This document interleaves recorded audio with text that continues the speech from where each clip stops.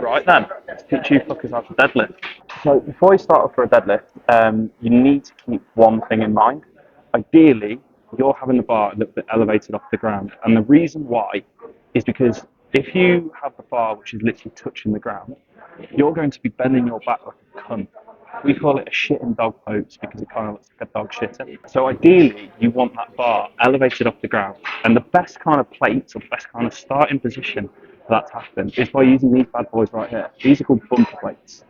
Now this Pure Gym is pretty cool because this Pure Gym has 5 kilogram bumper plates, but 5 kilogram bumper plates are as rare as a lad not lying about his height on Tinder. So there's a chance that you might have to use 10 kilogram bumper plates to begin with, which means that the whole entire lift would be 40 kilograms because we count the bar and the plates. So if you don't feel 100% comfortable starting out a deadlift with 40 kilograms and there's no 5 kilogram bumper plates in the Pure Gym itself, potentially start with just the bar but elevated on a couple of boxes instead.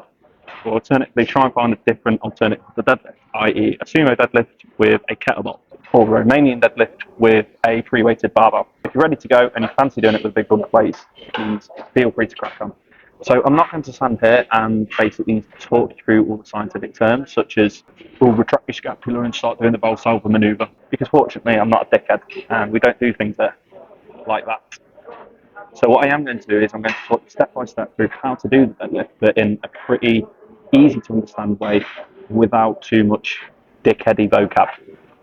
So first thing is, what you need to understand, there's not really a universal way to determine what stance that you use.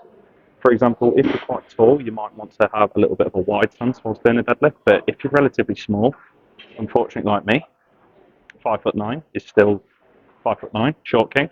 Then you might have a little bit of a narrow stance, but that is only a little bit of a rule of thumb, and everybody's a little bit different with like what stance that they use. Rule of thumb to do in order to determine which stance that you use is have a little bit of a jump, and whichever position you stand in, that's usually the starting position for a decent deadlift.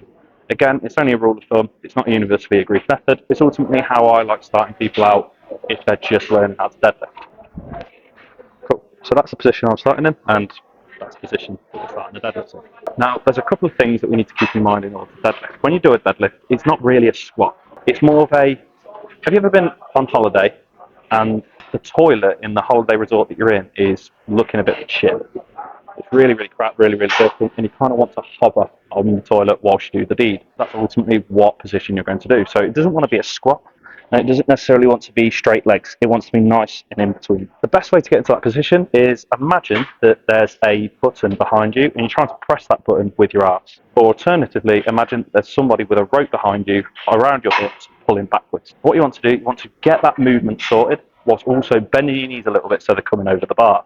So bend your knees a little bit over the bar so they're following your toes. Then imagine there's a button behind you and you're pressing that button with your arse. Now from that point, you want to bring your knees a little bit over the bar as you go in until you can reach the bar like so. So we're going to get that into that position again. So we're going to have knees a little bit bent, coming over the bar, press the button with your arse until you can reach the bar and grab hold. If you can't reach the bar whilst that point, then maybe get a little bit of a wider stance, but also start bending your knees a little bit so they're actually coming over the bar until you can grab the bar effectively. Now, there's two other things that you need to understand is we need straight back and we also need a nice tight core. The reason why we need a straight back is because if it's not straight, then there's a chance that you might shit your spine out your arse, which is not what we want. And the reason you need to keep a tight core is because if you've ever tried to do something that requires strength and your body is nice and flaccid and nice and, all floppy, it doesn't really work because you don't have that drive.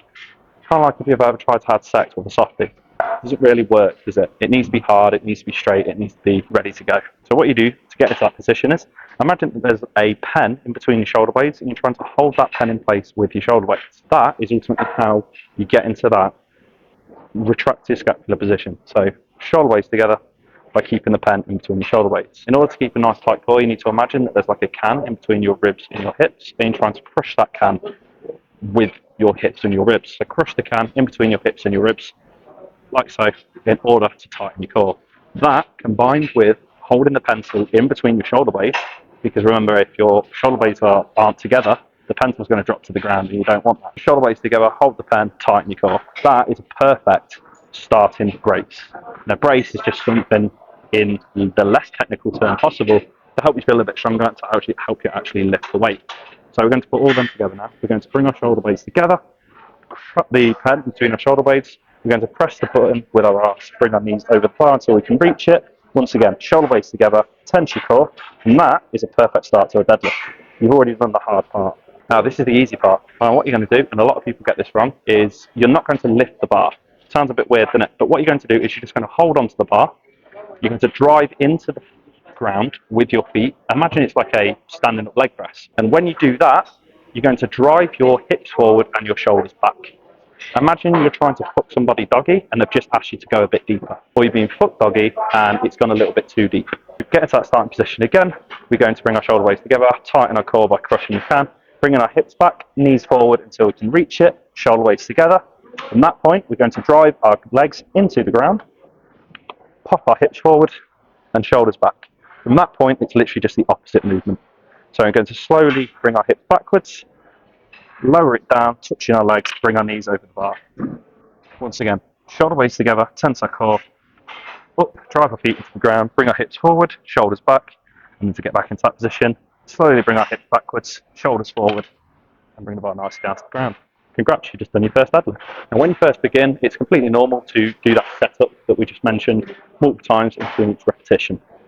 So once you've done one, down, let go, shoulder blades together, up, down, let go. But when you get a little bit more experience, you can literally just do it consecutively without having to reset in between each one. But whilst you get your confidence going, please feel free just to set up in between each one, and then gradually you're going to start getting better with it, feeling more confident with it, and being more in line with your technique, and you can go from there. Remember, if you don't feel fully confident doing this type of exercise, or this type of deadlift to be specific, there's so many different variations of the deadlift. You've got a sumo deadlift with a kettlebell, you've got the dumbbell deadlift, you've got a Romanian deadlift. Find a variation which you're most comfortable from, and then gradually progress it from there until we can reach the point where we can do a conventional deadlift like this. Hope that helps, and yeah, cheers.